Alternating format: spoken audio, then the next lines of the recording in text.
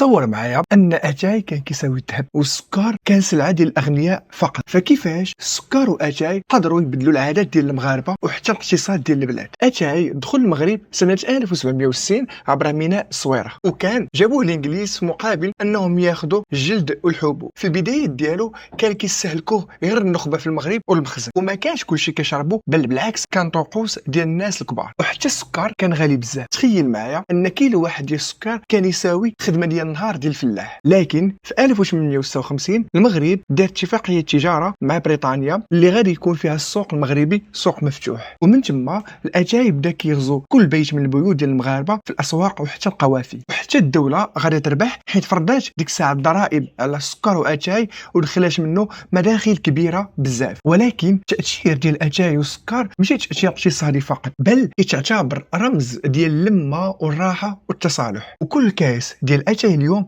راه فيه تاريخ. ولكن ماشي غير اتاي اللي بدل جيلنا. في الفيديو الجاي غادي ندوي لكم على واحد القضيه اللي مشهوره في المغرب، كيفاش التاثير ديالها على المغاربه. متنساش دير جيم كومونتير بارطاجي هاد الوريل. السلام عليكم.